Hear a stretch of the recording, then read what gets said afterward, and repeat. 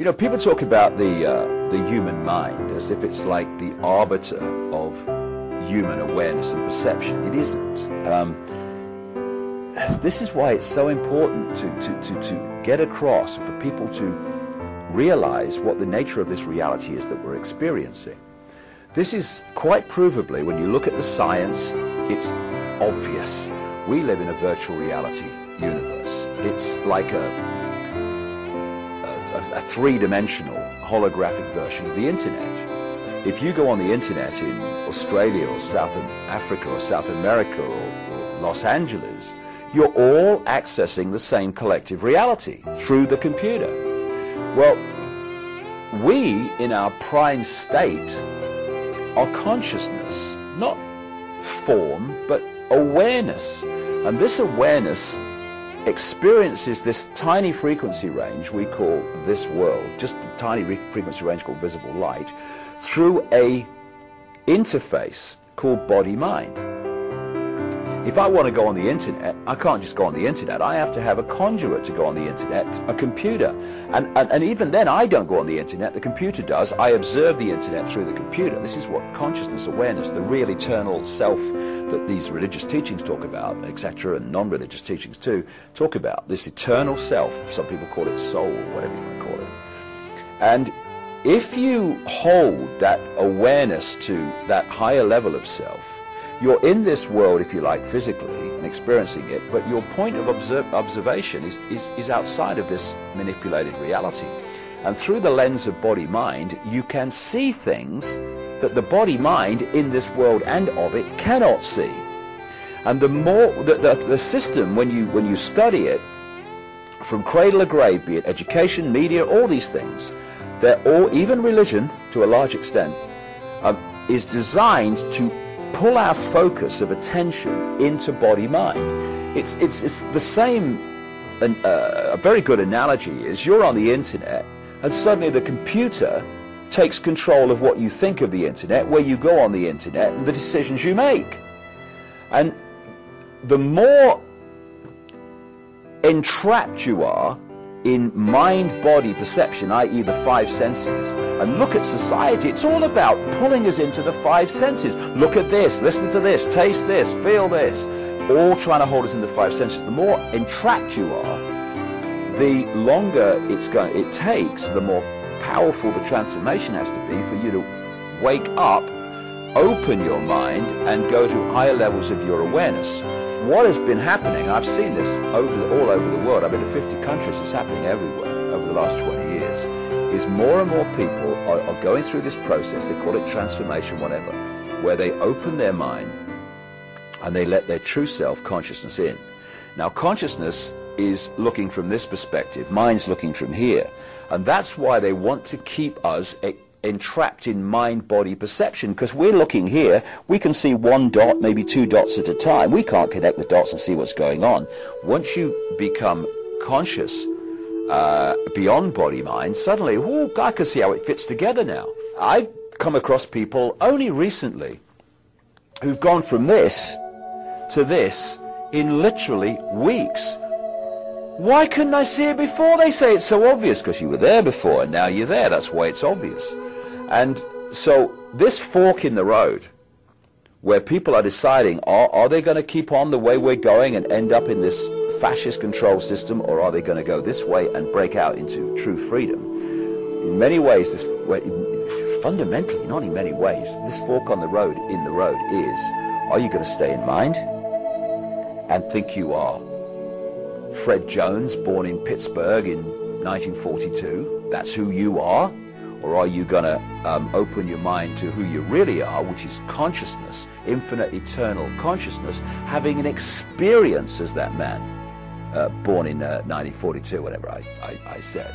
And that's the difference. Once you realize that our name, our job, our experience is just that, an experience, and we are consciousness, that change of point of perception, point of observation of this world transforms everything. You go from this to this, and you can see what the control system doesn't want us to see, and that's why the control system is absolutely structured to hold us in that state.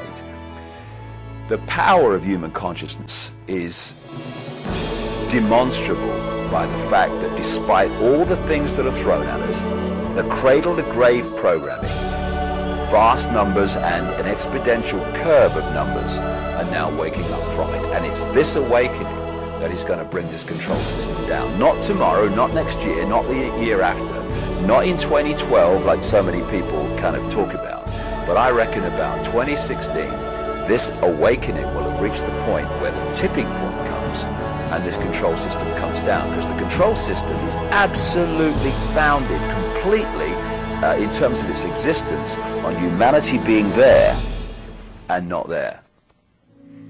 And they may seem confident and arrogant, and it may seem like that, and it will seem that for a few years, but it's coming down, and it's coming down because humans are waking up.